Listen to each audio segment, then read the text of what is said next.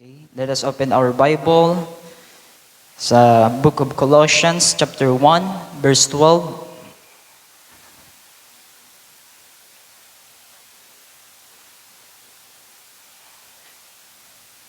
Colossians chapter 1 verse 12. Sa Tagalog, Sister Ann. Na nagpapasalamat sa Ama na nagpaging dapat sa atin upang makabahagi sa mana ng banal sa kaliwanagan. Amen. Verse 13, na siyang nagligtas sa atin sa kapangyarihan ng kadiliman at naglipat sa atin sa kaharian ng anak ng kanyang pag-ibig. Verse 14, na siyang kinaroroonan ng ating katubusan, na siyang kapatawaran ng ating mga kasalanan. Verse 15, na siya ang larawan ng Diyos na di nakikita, ang panganay ng lahat ng mga nilalang. 16, sapagkat sa Kanya'y nilalang ang lahat ng mga bagay sa sangkalangitan at sa sangkalupaan, na mga bagay na nakikita at ang mga bagay na di nakikita, maging mga luklukan o mga pagsakop o mga pamunuan o mga kapangyarihan. Lahat ng mga bagay ay nilalang sa pamamagitan niya ukol sa Kaniya. Last verse. At siya'y una sa lahat ng mga bagay, at ang lahat ng mga bagay ay nangabubuhay dahil sa Kaniya. Let's say amen to this word, mga mahal na kapatid. Hallelujah. Samahan niyo ako sa pagyuko. Tayo'y manalangin. O dakilang Ama, makapangyarihan sa lahat, kami po muli, Panginoon, ay nasa iyong harapan. Nakayuko ang aming mga ulo, maging man ang aming mga puso. Nagpapakumbaba, Panginoon, na minsan pa ay ang mga salita mo na aking napaghandaan at ibabahagi sa aking mga kapatid ay pagpalain, Panginoon. Bigyan mo po, Panginoon, naway ang mga salita na ito ay bigyan mo ng kapahayagan sa bawat isa sa amin. Daluyan mo, Panginoon, ng iyong kapahayagan. Bigyan ng wisdom and knowledge upang lalo naming maunawaan ang iyong mga salita, Panginoon. Muli ay hinihiling namin ang iyong paggabay sapagkat hindi namin kaya sa aming sarili lamang. Kaya, Panginoon, rinirely namin sa iyo ang lahat ng ito, ang aming expectations sa hapon na ito, Panginoon. Bagaman kami ay mga kabataan pa lamang, ay naroon po, Panginoon, ang desire namin, ang kalaguan, Panginoon Diyos, at ang kauhawan namin. Hallelujah. Tignan mo muli ang aming puso. Linisin mo ang aming kaluluwa, Panginoon, and renew our mind in front of you and in your presence. Ikaw po, Panginoon, ang magpala sa bawat isa sa amin at ipinagtitiwala ang lahat sa tanging pangalan ng aming Panginoong Jesucristo. At ay magsabi ng Amen and Amen. Hallelujah. At makakaupo na po ang bawat isa, mga mahal na kapatid. So, naalala niyo yung announcement ko doon sa youth, sa GC, doon sa youth. Marahil nakalimutan ni Brother Joshua na isang awit for opening at pagkatapos ng opening na awit ay prayer at pagkatapos dadako na sa praise and worship kapag walang nagbigay ng papel para sa testimony and song offering. So ngayon ay walang nagbigay ng papel, mga mahal na kapatid. So next time, magpapaalala ulit ako sa GC para next Sunday ay maging prepare. O kaya naman hindi na kailangang paalalahanan, mga mahal na kapatid. Mag-prepare na tayo ng ating mga patotoo. Pero kung wala, huwag niyong pilitin, huwag kayong magkikwento. Kasi iba ang kwento sa testimony. Marahil nandun yung kwento pero ibang tinutukoy ko. Kaya tungo tayo, mga mahal na kapatid. So ang ating pagtatalakay sa hapon na ito na naihanda ko ay pinamagatan kong God's Plan and Program. Dahil titingnan natin, mga mahal na kapatid, kung ano ba yung plano ng Panginoon. Ito ay hindi naman ito yung malalim na teaching. Tayo ay magtatalakay patungkol sa mga basic teaching patungkol sa plan of God and His program. Dahil pauna pa man, mga mahal na kapatid, bago palalangin ang lahat ng nakikita natin at hindi nakikita, ang Diyos ay meron ng programa. mga mahal na kapatid. Nagbibigay na siya ng program sa atin at mayroon na siyang paunang plano. Okay, titingnan natin sa Genesis chapter 1, verse 1 to 3. Hallelujah. At nawa ay samahan ninyo ako sa hapon na ito. Titingnan natin ito at ito ay naitalakay na sa atin. Kung inyong matatandaan, si Brother Richard ay nagtalakay patungkol sa God's management. At nadaanan itong Genesis chapter 1, verse 1 to 3. At ganoon din si Brother Ryan nagtalakay patungkol sa ulan. At nabanggit din ito mga mahal na kapatid. At may kinalaman sa management. At ngayon naman ay dudugsangan natin ng God's program. Na hindi nangyayari ang isang bagay, mga mahal na kapatid, kung walang prinograma ang Diyos. Katulad ng na example kanina, yung games na Super Mario. At natutuwa ako kasi nandun yung Colossians chapter 1 na banggit kanina. Pinakita ko nga kay Brother Jongjong at ito yung main verse natin. At nabanggit din yung example patungkol sa predestined. At yun ay may kinalaman din sa program, mga mahal na kapatid, ang pagkakaroon ng predestined. So sa Genesis chapter 1, nang pasimula ay nilikha ng Diyos ang langit at ang lupa. So yung pinakauna, mga mahal na kapatid, ay ang time. Nagkaroon ng panahon. Bago pa man lalangin ng Diyos ang lahat, siya ay hindi nasasakupan ng oras at panahon, mga mahal na kapatid. Hindi siya nasasaklawan ng kahit na anumang matter, kahit na anumang elements patungkol sa na nakapaloob sa oras. So ang pinakauna ay oras. Nang pasimula ay nilikha ng Diyos ang langit at ang lupa. Nagkaroon na ng matter, mga mahal na kapatid. In verse 2, at ang lupa ay walang anyo at walang laman, at ang kadiliman ay sumasababaw ng kalaliman, at ang Espiritu ng Diyos ay sumasababaw ng tubig. So magpapasimula na magkaroon ng programa dito, mga mahal na kapatid. Ang una ay ginawa ng Panginoon, nagkaroon muna ng lupa, nagkaroon ng matter. Sa verse 3, at sinabi ng Diyos, magkaroon ng liwanag. At nagkaroon ng liwanag. So yung panahon o yung time na may pasimula, mga mahal na kapatid, bagamat na doon na yung panahon, ginawa ng Diyos para magkaroon ng bilang. Ito ay program, mga mahal na kapatid, para magkaroon ng bilang, hinati niya yung liwanag at ang dilim. Kaya nagkaroon na ng bilang. Kaya nga 2023 na ngayon, hindi natin mabibilang ito kung walang liwanag at dilim. Tama? Walang 365 days. Walang 365 nights. 'Di ba? Kung hindi hinati ng Diyos ang liwanag at ang dilim. Sa verse 4, at nakita ng Diyos ang liwanag na mabuti, at iniwalay ng Diyos ang liwanag sa kadiliman. Hallelujah. So nagkaroon ng time, matter, at pagkatapos, mga mahal na kapatid, ay magkakaroon ng mga buhay sa Genesis 1 verse 20. At bago yan, tingnan natin kuha muna tayo ng quotation kay Brother Branham sa The Table, mga mahal na kapatid. Sister Ann, paki-search, notice before there was a palm tree.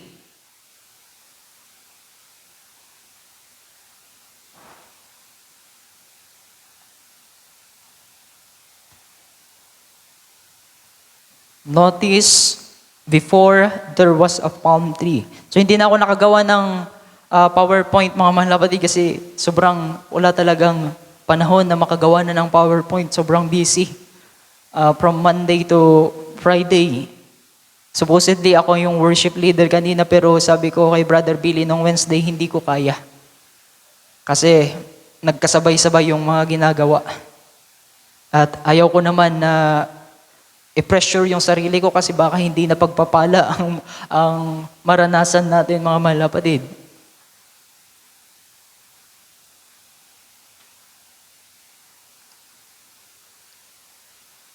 Notice, before there was a palm tree.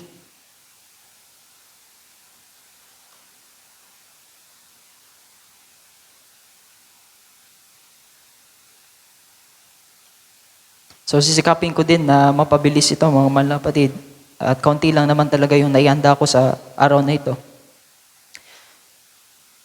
So basa tayo ng quotation. Notice, before there was a palm tree to grow in the earth, there had to be an earth first. Or there had been no palm tree to grow. Is that right? If you believe in divine healing, the power of God before there there's something created that desire in your heart.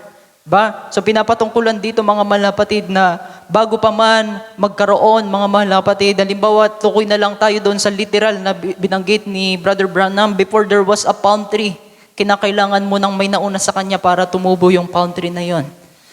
At ganoon din dito sa pangalawang paragraph, if you believe in divine healing, diba? Bago ka magkaroon ng kagalingan muna, kinakailangan meron ka munang desire na gumaling. Diba? At ganoon, mahal na kapatid, nagmamanifest ang programa ng Diyos. Kinakailangan ay laging mayroong nauuna. Katulad na lamang nito, kapag hindi magkakaroon ng tubig kung wala itong baso. Diba? Napaka basic lamang na pagpapaliwanag, pero marami kang pwedeng mapulot. Bago mangyari ang lahat, kinakailangan mayroon muna. Ganon din sa ating mga ginagawa, mga mahal na kapatid. Bago tayo nagkakaroon bago natin ginagawa ang isang bagay, kinakailangan mayroon munang nauna sa ating isipan. Diba? Kung kaya nga ang kasalanan, bago nagkaroon ng kasalanan, mayroong nangyari muna bago nagkaroon ng kasalanan. Kaya focus kayo doon sa title ko, God's Plan and Program. At hindi tayo lalayo doon sa program na yon. Sunod, babasahin natin quotation, our bodies was on the earth before. Our bodies was on the earth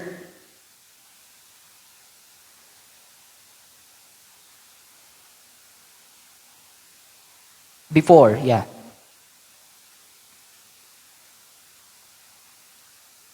So, kaunting introduction lamang. Paragraph 32, our bodies was on the earth before there was any light there. So nagkaroon na pala, mayroon na tayong mga bodies noon, mga mahal na kapatid, at ang unang nalikha, mga mahal na kapatid, ay ang ating theophany body of a man. Before there was any light there, any life here, or anything, that calcium, potassium, petroleum, and cosmic light, ito na yung periodic table. Diba? Bago nagkaroon ng mga ng mga elements doon sa periodic table. Ilan bang elements sa periodic table? 118. Diba? 118 ang elements sa periodic table. At bago pa man nagkaroon ng calcium, mga mahal na kapatid, potassium na tinutukoy dito, kung anumang elements ay mayroon na tayong katawan. Ba? Naniniwala ba kayo diyan? There was a body before, mga mahal na kapatid. Hallelujah. So, katulad na lamang sa ating mga physical na kalagayan, bago linikha ng Diyos ang ating katawan, ang ating mga buto, nagkaroon na muna ng calcium para kapag nagkaroon ng sakit yung ating mga buto, mga mahal na kapatid, ay mayroong calcium. Nandyan yung calcium. Kapag nangihina yung tuhod, nandyan yung potassium. Diba? Mga naunang bagay. May mga naunang bagay, mga mahal na kapatid. Next, basahin natin ang Genesis chapter 1, verse 9. Balik tayo sa Bible.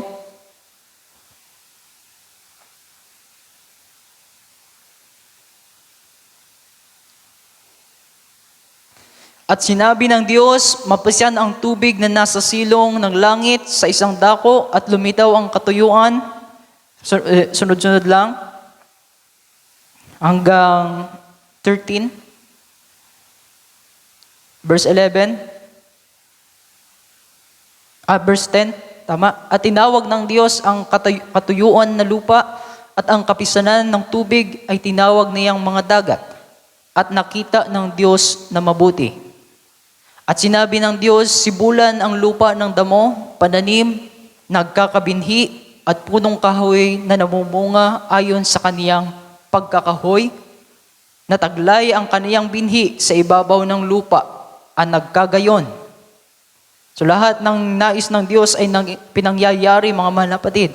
At ang lupa ay sinibulan ng damo, pananim, na nagkakabinhi ayon sa kanyang pagkapananim.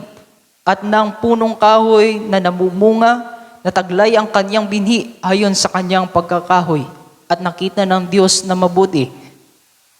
At nagkahapon at nagkaumaga ang ikatlong araw. So mayroon nandoon palagi, mga mahal na kapatid, yung panahon. So sa atin bilang Kristiyano, nandyan, parang kaya nga mayroong kasabihan ng buhay ng isang tao, ang cycle ay parang gulong. Diba? Parang gulong. Minsan ikaw ay nasa ilalim, minsan ikaw ay nasa ibabaw. Diba? Kaya nga nagkakaroon din tayo ng mga ganyang bagay. Minsan nasa pagsubok, minsan wala sa pagsubok sapagkat mayroong panahon, mga mahal na kapatid. Talon tayo sa verse 20. At sinabi ng Diyos, bukalan ng sagana ang tubig ng mga gumagalaw na kinapal na may buhay at magsilipad ang mga ibon sa itaas ng lupa, sa luwal na kalawakan ng himpapawid. Hanggang 25. At nilikha ng Diyos ang malaking hayop sa dagat at ang bawat may buhay na kinapal na gumagalaw na ibinukal na sagana ng tubig ayon sa kani-kaniyang uri at ang lahat na may pakpak na ibon ayon sa kani-kaniyang uri at nakita ng Diyos na mabuti. So yung una nating nakita, mga malapatid, try to look at this. Una, nagkaroon ng time, karoon ng matter, nagkaroon ng buhay, at mayroong kanya-kanyang uri. Nagkaroon ng kanya-kanyang uri, mga mahal na kapatid. At yung kanya-kanyang uri na yon ay kinakailangan ay nasa tamang kalagayan. Diba? Kaya nga ang popular na ginagawa ng kaaway ay ang pine-pervert niya yung mga bagay na likha ng Diyos na nasa tamang kaayusan, nasa tamang uri. Katulad na lamang ng alimbawa yung mga hayop, mga mahal na kapatid, na nagkakaroon ng ano ba yung tawag doon? Hybrid. Yung pagkakaroon ng hybrid, may term doon bukod sa hybrid. 'Di ba? Yung zebra, o kaya yung tiger saka yung lion, hindi na sa uri pero gumawa ang tao ng hybrid, mga malapatid na hayop, kaya ang nangyari naging liger. 'Di ba? Sinira ng kaaway yung nasa programa ng Diyos. Kaya nagkaroon ng ganong mga bagay. Kaya sino yung mga hybrid dito?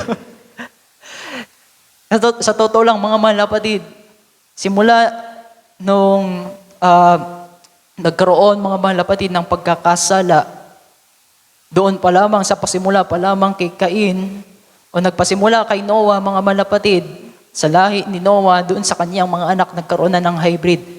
Yung mga yung mga Sethites, mga mahal na kapatid, yung lahi ni Seth ay nagkagusto doon sa mga Canaanites, mga lahi ni Cain, dahil ang mga lahi ni Cain ay magaganda. Nakasulat yan sa Biblia. Kaya doon pa lamang nagkaroon na ng mga hybrid. Pero ang unang naging hybrid ay ang si Cain, mga mahal na kapatid, syempre. At tayo ay naging bunga. Kaya hindi na natin matukoy ngayon kung sino yung totoo. Doon pa lamang sa mga anak ni Noah ay naputol na yung mga pure na anak ni Eva at ni Adan. Naputol na doon, mga mahal na kapatid. So, ayaw ng Diyos ng mga ganyang bagay. Mahirap pala kapag nasa notes mo lang yung dapat talaga, nag-PowerPoint ako. Okay, sa 21, at nilikha ng Diyos ang mga malalaking hayop, 22 na tayo. At mga binasbasan ng Diyos na sinabi, kayo'y magpalaanakin at magpakarami at inyong punuin ang tubig sa mga dagat at magpakarami ang mga ibon sa lupa. At nagkahapon at nagkaumaga ang ikalimang araw, next verse, At sinabi ng Diyos, bukalan ang lupa ng mga may buhay na kinapal ayon sa kaniyang uri ng hayop at ng mga kinapal na umuusad at mga ganid na lupa ayon sa kaniyang uri at nagkagayon. Last, at nilikha ng Diyos ang ganid sa lupa ayon sa kanyang uri at ang hayop ayon sa kanyang uri at ang bawat umuusad sa ibabaw ng lupa ayon sa kanyang uri at nakita ng Diyos na mabuti. So, mayroon tayong bagay na nakikita din dito. Diba? Ang Diyos nakita niya na mabuti. Nakikita din natin na ang paglikha ng Diyos ay nasa kaayusan, may programa at nasa uri, mga mahal na kapatid. So tayo mga Kristiyano, mayroon din tayong uri. Diba? Sabi nga, kadalasang naririnig ko sa mga simbahan ay hindi tayo mga manok. Kadalasan naririnig ko din yung kwento ng agila. 'Di ba? Yung uri, yung sisiw na agila ay napunta sa inahing manok kasama yung mga sisiw ng manok. At habang lumalaki ay nakikita nung agila na hindi siya doon, hindi niya kauri yung mga kasama niyang sisiw. 'Di ba? Sa una pa lang, napakapangit nung agila kumpara doon sa mga sisiw. Pero habang tumatagal, mas lalong nakikita ang tunay na taglay ng isang agila, yung taglay niyang kagandahan. So ganun ang Kristiyano. Mayroon din tayong uri. So hindi tayo mga manok. 'Di ba? Sabi nila, hindi tayo mga manok, tayo ay mga agila. We are working under pressure, hindi over. Over pressure, hindi under. 'Di ba? Kaya kinakailangan sa lahat ng pagsubok, maging matatag. Ang isang agilang sisiw pa, hindi niya kayang lumipad na lampas sa bagyo. Kaya kinakailangan na ay ang lubusan pang pag-alalay, mga mahal na kapatid. Okay? So sa 26, tungo na tayo sa tao. Paglikha at sinabi ng Diyos, dalangin natin ang tao sa ating larawan, ayon sa ating wangis. So nandoon, nakita na natin yung uri natin, mga mahal na kapatid. Sa verse 26, at magkaroon sila ng kapangyarihan sa mga isda sa dagat. Ito yung uri natin. At sa mga ibon sa impapawid, at sa mga hayop, at sa buong lupa. At sa bawat umuusad na nagsisiusad. Next slide. Next. Sa ibabaw ng lupa. Next. At nilalang ng Diyos ang tao ayon sa kanyang sariling larawan. Ayon sa larawan ng Diyos, siya nilalang. Nilalang niya sila na lalaki at babae. So nandoon yung uri natin, mga malapatid. Yung unang mga nabanggit natin, magkaroon ng mga ibon, sa himpapawid, magkaroon ng mga hayop sa ilalim ng dagat, pero yung pagkalikha sa atin, nagkaroon ng dominion sa lahat ng nilalang. So nandoon yung uri natin, mga malapatid, amateur God. Amen. Hallelujah. Okay, so isa pang quotation, theophany is a human body that's glorified. Isa pang uri natin, mga mahal na kapatid.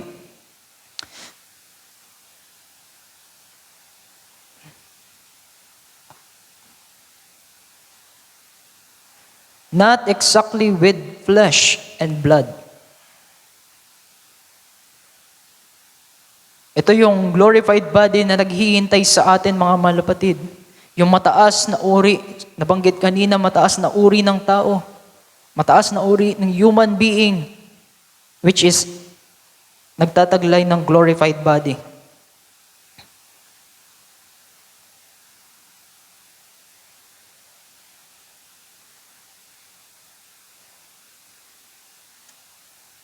So magiging maikli lang ako ngayon, mga mahal na kapatid. Theophany is a human body that's glorified. Not exactly with flesh and blood, like it will be in its glorified stage, but it is of a form of a human body that doesn't eat, neither does it drink, but it's a body that's waiting for us as soon as we leave this one. Yung tinutukoy ay yung ating mga katawan, tong flesh. Now, in there, we enter into that body, and that's the kind of body that God was. For He said, let us make man in our own image and in our likeness. So nandoon, mga mahal na kapatid, yung uri natin. Diba? Binigyan tayo ng laman dito sa ibabaw ng lupa upang magkaroon ng dominion sa lahat ng kanyang nilikha. Pero mayroong katawan na naghihintay sa atin, which is glorified body, na hindi na kinakailangan kumain, hindi na kinakailangan ng kahit na anuman, mga malapatid, kundi iyon ay nasa perfect body. Diba? Isa pa, but you bypass your theophany. Isa pang quotation, but you bypass your theophany.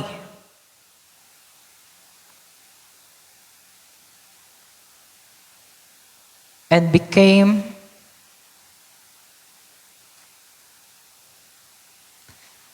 but you bypass the theophany and became flesh man to be tempted by sin. And then, so ito pala yung pagkakatalaga sa atin. So ito din yung programa ng Diyos. But you bypass your theophany and became flesh man to be tempted by sin. And then, if this earthly tabernacle is dissolved, we have one already waiting. We have not yet the bodies. So ito yung pagkakatalaga sa atin, mga malapatid. Ito yung programa sa atin to be tempted by the sin, mga malapatid. So lahat tayo nagkaroon ng kasalanan, kung kaya nagkaroon din ng pagtutubos, mga malapatid. Yung binasa natin sa Colossians chapter 1, verse 12. Kinakailangan pa na magkaroon ng isang virgin born na baby para sa katubusan ng ating mga kasalanan. Sapagkat ito ay mayroong kinalaman sa ating mga dugo. Kaya nga dugo ang pinangtubos sa atin sapagkat ang ating dugo, mga mahal na kapatid, ay subject to sin, subject sa kasalanan. Siguro, minsan nga naiisip ko, tanggalin na lang natin tong dugo. Pag tinanggal mo yung dugo mo, mga mahal na kapatid, try to look at this. Ikaw ay mamamatay. Kahit ikaw ay subject sa kasalanan, kinakailangan mo pa din yung dugo na yan sapagkat tayo ay nasa kalagayang laman, mga mahal na kapatid. Pag inalis yung dugo, mamamatay din ang katawan.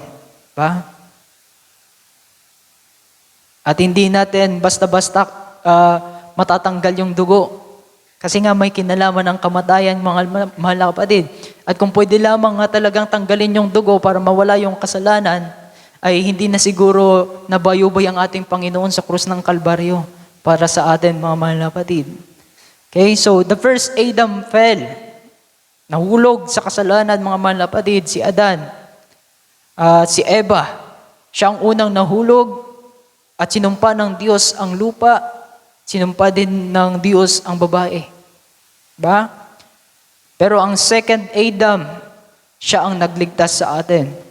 Pero ang Eva, mga mahal na kapatid, actually, tayo ay pangatlong Eva. Yung unang Eva, nahulog. Pangalawang Eva, ang Israel.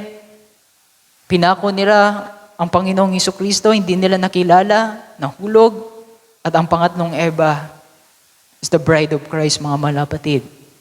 So, we are claiming this, na tayo yung pangatlong Eva. And, next quotation, kung masundan mo, Sister Ann. And after this man sinned, past tense, and after this man sinned,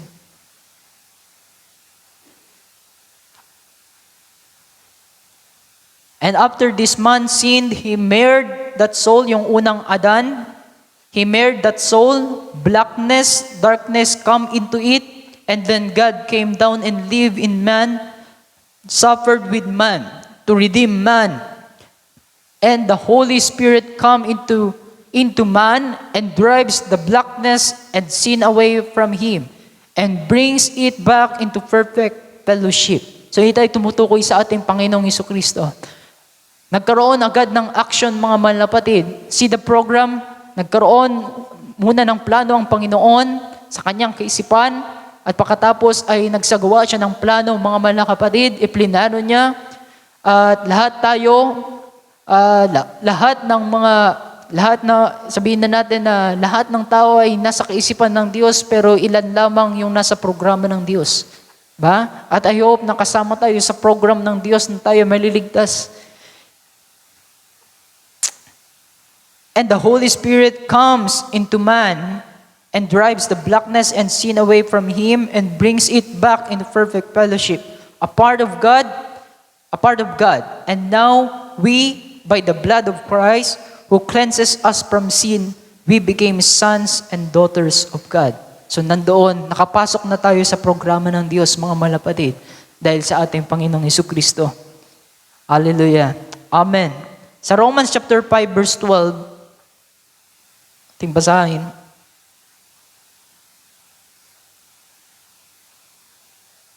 Romans 5 verse 12.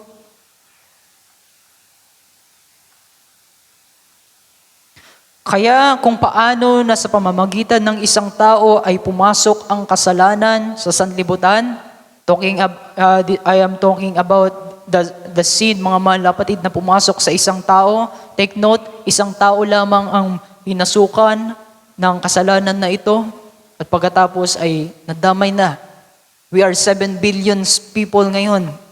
At lahat ng yon ng kasalanan ng 7 billion na tao na yan ay nagpasimula lamang sa isang tao. At kung magiging aware tayo, mga malapatid, at bubulayin natin ito ng saglit, makikita natin na yung mga maliliit na bagay, mga malapatid, na kakaroon tayo ng kasalanan o napapasok ang kasalanan, nadadamay yan lahat yung sangkatauhan mo. Diba? Yung pagkatao mo ay balang araw nagkakaroon yan ng sabihin na nating stain. Isang kasalanan lamang na magpapasimula sa katauhan mo ay magkakaroon na ng mancha. Diba?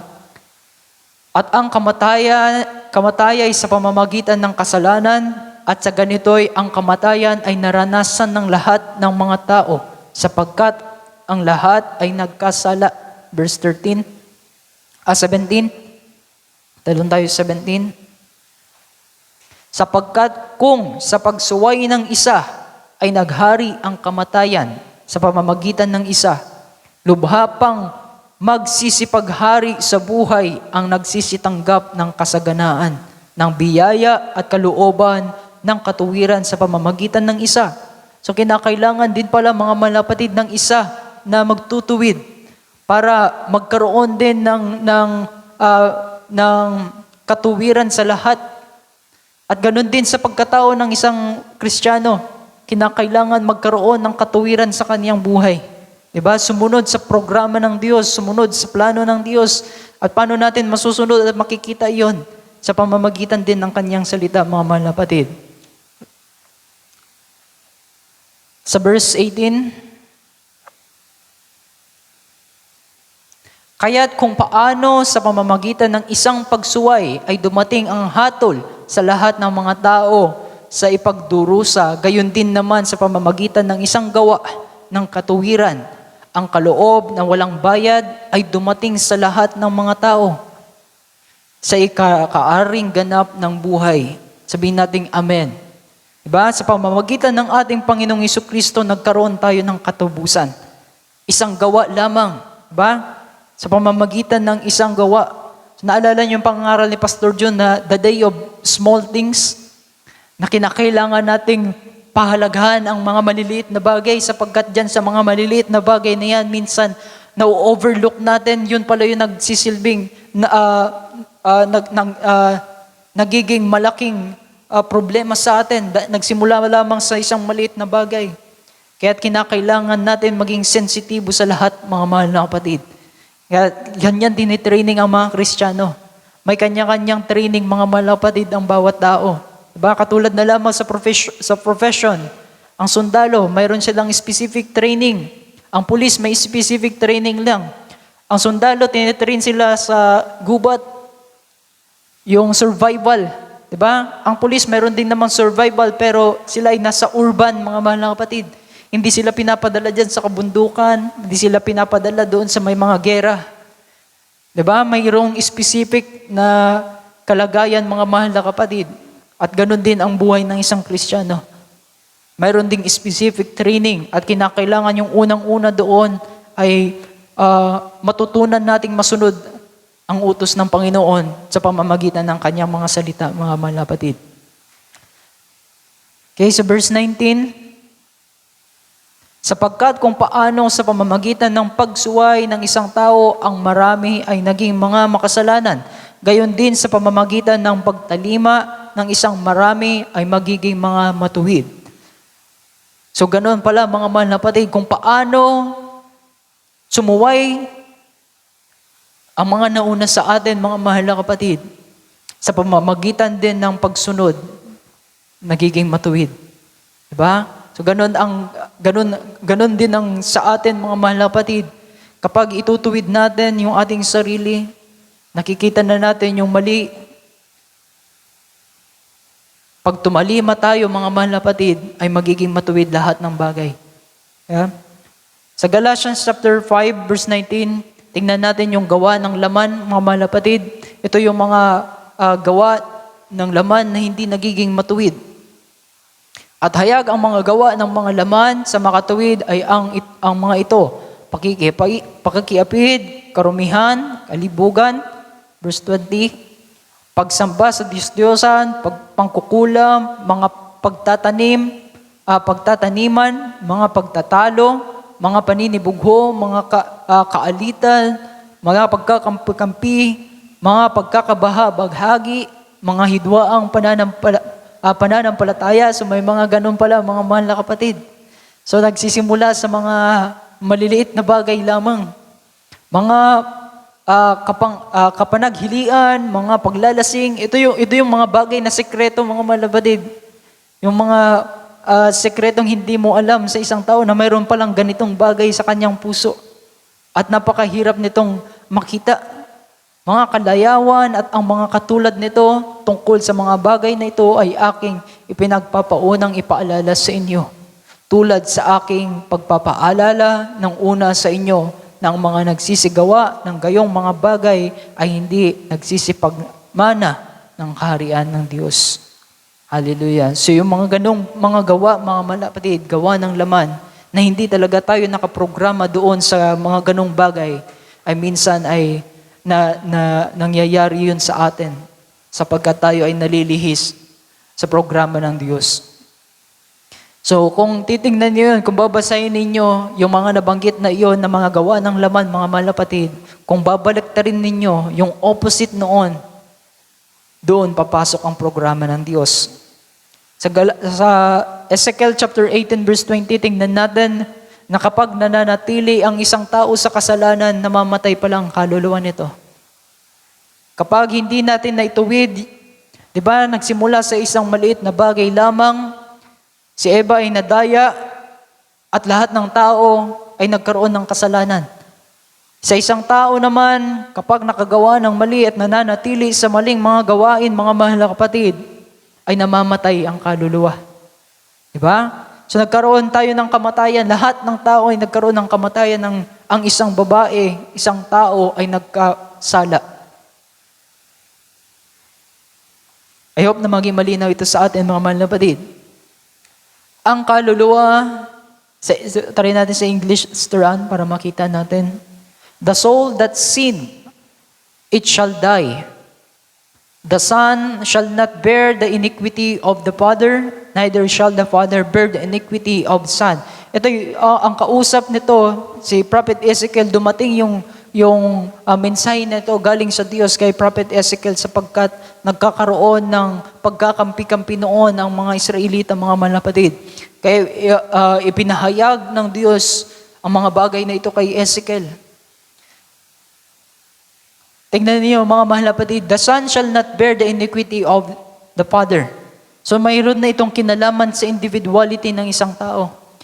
Na kapag ang isang anak, mga mahal na kapatid, ay nagkaroon O kaya ang ama ay nagkaroon ng pagkakasala, hindi dapat nito, walang anumang bagay dapat na may paparatang sa anak.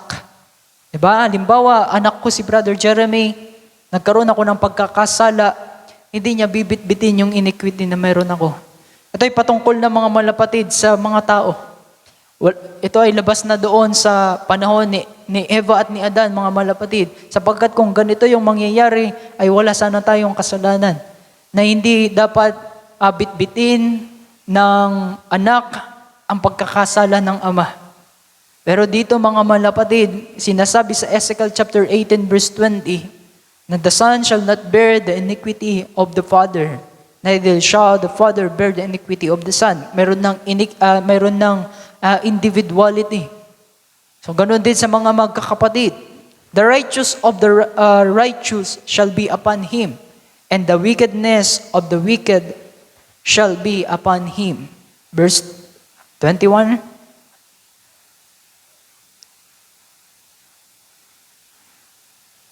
But if the wicked will turn from all his sins that he has committed and keep all my statutes, yung pala tuntunan ng Panginoon, sabi niya, kapag ang isang makasalanan daw ay, ang isang makasalanan ay tumalikod sa kanyang mga maling ginagawa at sundin lahat ng palatuntunan ng Panginoon and do that which is lawful and right, he shall surely live, he shall not die. So mayroong pag-asang binigay ang Panginoon, mga mahal na kapatid. Ba? Kapag itatama daw natin yung ating mga pagkakamali, although tayo ay nagkakaroon ng pagkakasala, mayroong pa rin pinapakita dito na habag ang Panginoon. Sapagkat sabi pa nga dito sa Biblia, hindi gusto ng Diyos na ang masama ay namamatay. Hindi pala gusto yun ng Diyos. Ang gusto ng Diyos pala sa masama ay tumalikod sa kanyang mga maling ginagawa. Kaya hindi pala tayo dapat mag-judge ng mga masama. Kaya kahit yung mga mamamatay tao dyan, hindi pala natin pwedeng i-judge na hindi naligtas. Kasi ang awa ng Diyos ay para sa lahat pala, mga malapatid. Kasi ang sabi dito sa verse 21, but if the wicked will turn from all his sins that he has committed and keep all my statutes and do that which is lawful and right, he shall surely live. He shall not die. Hindi siya mamamatay. Ba? Next verse.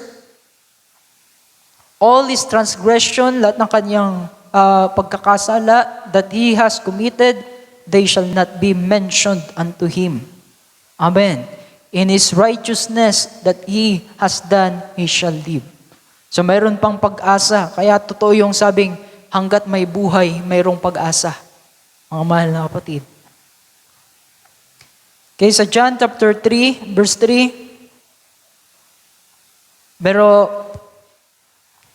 hindi porket tumalikod ka na sa pagkakasala mo, ayun na yun, mga mahal na kapatid.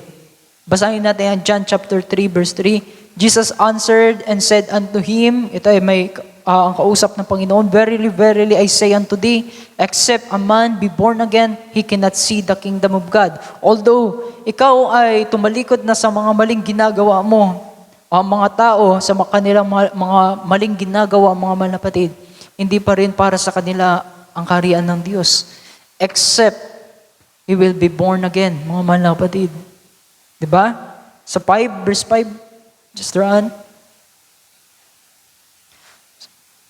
So, hindi tayo lumalayo sa programa ng Diyos, mga malapad. Meron pa rin programa dito. Jesus answered, verily, verily, I say unto thee, except a man be born of water and of spirit, he cannot enter into the kingdom of God. So, si Cecilia, yung bisita natin. Kahit pala Cecilia, talikuran natin yung pagkakasala natin. Although, maliligtas yung, mayroong buhay yung kaluluwa natin, ito ay tumutukoy hindi sa eternal life, kundi yung buhay na meron sa kaluluwa. Kasi iba yung patay na kaluluwa, ibig sabihin, ikaw ay nahulog na sa kamay ng Diyos na kahit anong sabi sa'yo, kahit sino pang makasulubong mo na ministro o kahit ano pang marinig mo na salita ng Diyos, hindi tatanggap yung kaluluwa mo kasi nga patay. Pero kapag tinalikuran mo yung pagkakasala mo, ang kaluluwa mo muling mabubuhay. At kapag itong buhay na kaluluwa na ito nakatanggap ng salita ng Diyos, mayroong pag-asa, mga mahal na kapatid. So ang patay na kaluluwa, kahit anong sabi, mga mahal na kapatid, kahit anong pangangaral, hindi tumatanggap. Pero ang buhay, hanggat buhay, mayroong pag-asa. Amen. At dito, mga mahal na kapatid, ang pagkakaroon ng pag-asa ay ang makita natin ng katotohanan na kinakailangan mabautismuhan sa tubig para tayo ay makapasok sa kaharian ng Diyos. Para maging malaya mga mahal na kapatid. At ang buhay na ito, buhay ng kaluluwa natin ay ito ay magiging eternal na buhay. Amen. At ang sabi sa Acts 2:38, repent and be baptized. Magsisi. So nandoon na mga mahal na kapatid yung pagtalikod sa ating mga pagkakasala. Acts 38:39. Ito ay, hindi ako mag-elaborate ng napakaraming bagay dito. Binahagi na ito ni Brother Alex kanina. Ang unang sinabi ni Peter, he said unto them, repent. Diba? Mayroong repent. Pag mayroong repent, mga mahal na kapatid, mayroong pagtalikod sa iyong mga maling ginagawa. And be baptized every one of you in the name of Jesus Christ for the remission of sins, and ye shall receive the gift of the Holy Ghost. So mayroong pagtalikod, mayroong pagsisisi, at mayroong programa na talagang magkakaroon ng katubusan sa ating mga kaluluwa, mga mahal na kapatid. So hindi lamang magtatapos sa pagtalikod. Sa Romans chapter 3 verse 24, ang tanging nagbigay lamang ng ating kaligtasan ay ating Panginoon, mga mahal na kapatid.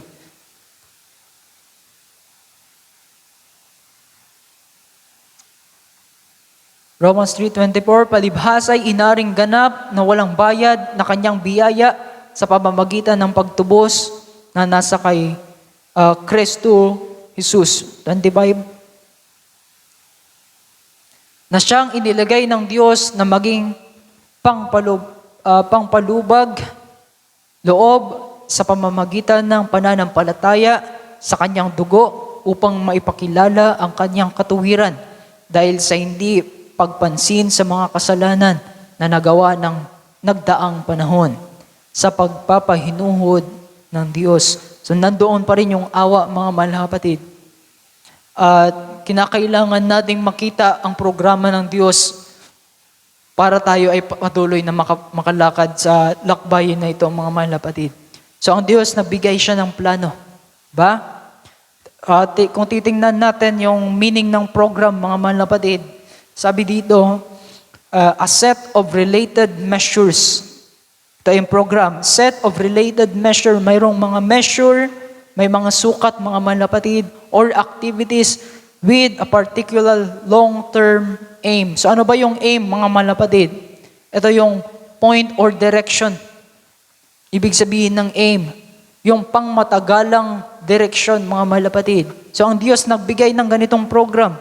Nagbigay siya ng related measures para makita natin, mga mahal na kapatid, yung bagay na dapat nating makita. Kung titingnan natin ang program sa software, sabi dito sa dictionary, a series of coded software. So yung mga IT natin, alam ito. Yung software, yung pag-program, kinakailangan mayroong code, di ba? Kaya dahil hindi ka makakagawa ng system kung hindi ka muna dadaan sa code. Tama? A series of coded software instructions to control the operation of a computer or other machines. So ganun din pala sa atin. Para masunod natin yung palatuntunan ng Panginoon, mayroong binigay na code ang Panginoon. So ano yung code na yon? Ang kanyang mga salita. So provided na ba? Di ba? Provided na, mga mahal na kapatid. Ang program set of related measures. So para makita natin yung program ng malinaw, nagbigay ang Panginoon ng series of code. Kaya itong Bible natin, itong salita ng Panginoon, simula nung nakarinig ako simula nung ako ay naging Kristiyano, mga malapatid, nakarinig ng salita ng Diyos, 2007 pa, bata pa, hanggang ngayon hindi pa rin tapos. Di ba? Parang nagkakaroon pa ng series Napakaraming series. Ito ay code, mga mahal na kapatid, para mas lalo nating makita yung instruction. So ano ba yung code o yung instruction, mga mahal na kapatid? Ito ay mayroong intention. Nagkakaroon ng Panginoon ng intention kaya binigay niya yung code na yon. Ganon din sa programmer. Kinakailangan magkaroon ka ng intention kung para saan ba ito. At dapat yung intention na yon ay makita yon ng mga gagamit. Kaya tayo mga mahal na kapatid, provided na lahat sa atin. Nagkaroon ng kaligtasan sa pamamagitan ng ating Panginoong Hesus. At ang kinakailangan na lamang natin makita ay ang programa ng Diyos. The right program of God. Para makontrol natin ng tama yung buhay natin. Diba? Although nandoon, ang Diyos ang may control ng lahat, pero talking about the predestination, talking about the free will, mga mahal na kapatid, ang may control din ng ating buhay, yung sarili natin, kasi ginawa tayo ng Diyos na mayroong free will, hindi niya tayo ginawa na robot. Diba? Pero kung pwede lamang, sa aking mga panalangin, kung pwede lang Panginoon, kontrolin mo ang buhay ko. Kung kontrolado ng Panginoon ang buhay natin, wala tayong pagkakasalang magagawa, mga mahal na kapatid. At alam natin na lahat ng ginagawa natin, mayroong kapalit, mga mahal na kapatid, mayroong mga consequence. Kaya yung mga ginagawa natin ngayon at yung mga nararanasan natin, may kinalaman yan sa mga naunang ginawa natin. Take note, ang Panginoon, bago niya lalangin ang isang bagay, mayroon munang una. Diba? Yung pinaka-intention niya, yung pangalawa, pinaka-intention niya yung palm tree, for example. Pero bago muna yung palm tree, gagawa muna siya ng lupa na pagtataniman ng palm tree. So ang buhay natin, ganun mga mahal na kapatid. Bago tayo linikha ng Diyos, mayroong intensyon ng Panginoon sa atin. May instructions ang Panginoon sa atin. At ang free will natin, mga mahal na kapatid, ay ito ay isa sa nakitaan na nagpapalayo ng tao sa Diyos dahil sa free will. Kaya kung pwede lamang magpakontrol sa Panginoon, papakontrol tayo. Pero ang Diyos hindi niya ginagawa, mga mahal na kapatid. Hallelujah. Sapagkat tayo ay nasa series of tests. Hallelujah. So I hope na merong napulot ang bawat isa sa inyo, mga mahal na kapatid. Ito ay simple lamang. At ako ay nag-focus lamang sa plan and program of God. At I hope na mayroong nakuha po ang bawat isa at pinagpala kayo sa naibahagi sa hapon na ito. At ito ay maikli lang naman itong paksa. Dahil kailangan lang naman ng pagpapaliwanag at maunawaan natin kung paano ba natin masusunod yung programa ng Diyos. Katulad na lamang sa church program, kapag hindi mo nasunod yung church program o ng MC, ang church program ay magkakabarlabaranggo. Diba? Walang kaayusan. Ganon din sa ating buhay, sa buhay Kristiyano. Kinakailangan natin na masunod ang programa ng Diyos. At para masunod ang programa ng Diyos, siya din ay nagbigay na ng paunang instructions. Nagbigay na ng code, series of code. At nandito sa Biblia, nasa kanyang mga salita, mga mahal na kapatid, at nasa kanya mismo. So kinakailangan na lang natin ay sumunod sa kanya. Amen. Sabihin natin, Amen, mga mahal na kapatid. Susunod tayo, mga mahal na kapatid, sa palatuntunan ng Diyos. At ayaw nating mamatay ang ating mga kaluluwa. So kapag nagkasala tayo, hindi natin nabigay pala ng hindi natin nahingian ng kapatawaran sa Panginoon. Yung pagkakasala na yon ay mananatili hanggang sa mamatay ang ating mga kaluluwa. Pag namatay ang ating kaluluwa, hindi natatanggap ng kahit na anumang salita ng Diyos. Kasi ang salita ng Diyos ay buhay. Pagpatay na, hindi natatanggap ng anumang buhay. Mga mahal na kapatid. At ingatan natin yung ating sarili. Hallelujah. Sa pamamagitan ng pananalangin natin sa ating Panginoon, sa kanyang pag-iingat sa atin. At nawa ay pagpalain po ang bawat isa at pinagpala po kayo sa hapon na ito. Hallelujah. At ang palakpakan ng ating Diyos sa buhay, mga kapatid.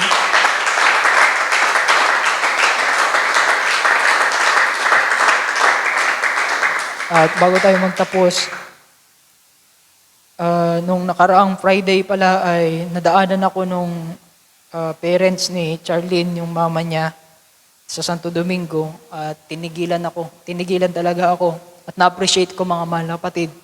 Nag-i-invite sa atin.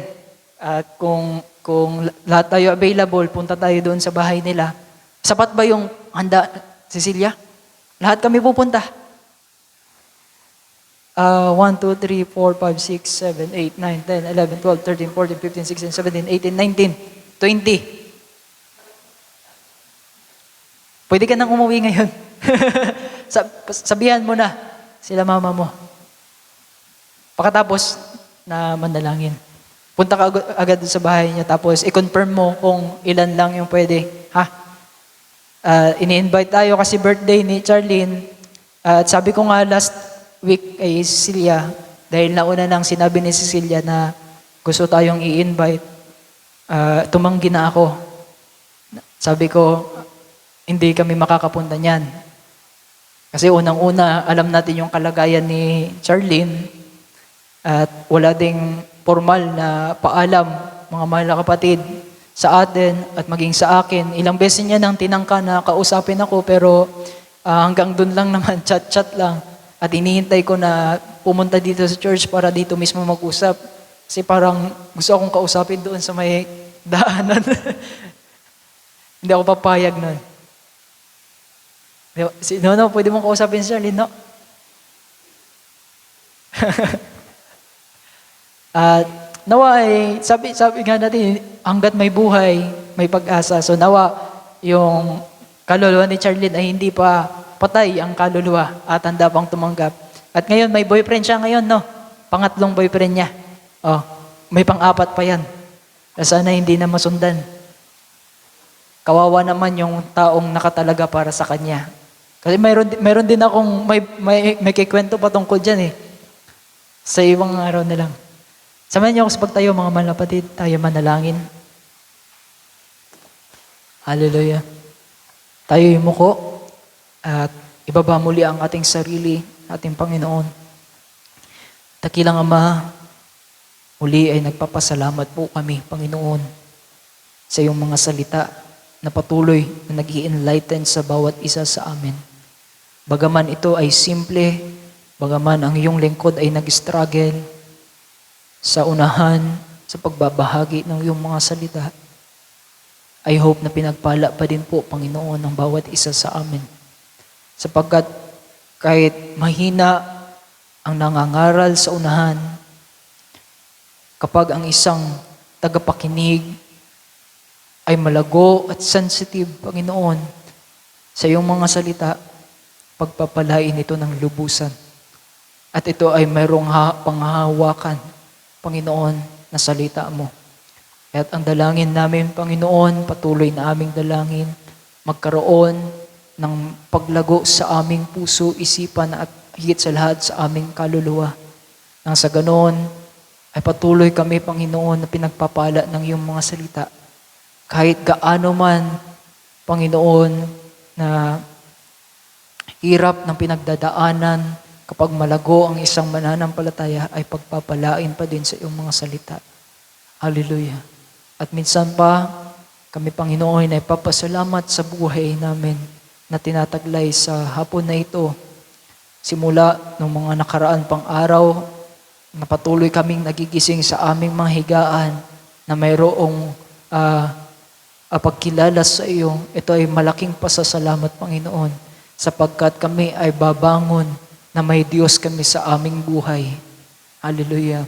At patuloy, Panginoon, na naglilingap sa amin, tunay na nagkikare, at tunay, Panginoon, na gumagabay sa aming mga hakbangin. At minsan pa, Panginoon, sa kabila ng lahat ng aming pasasalamat, ay ang aming paghingi, Panginoon, ng kapatawaran sa lahat ng aming pagkakasala sa iyong harapan. Sa lahat ng karimari-marim, kasuklam-suklam, at karumal-dumal na pagkakasala sa iyong harapan. Patawarin mo po kami, Panginoon.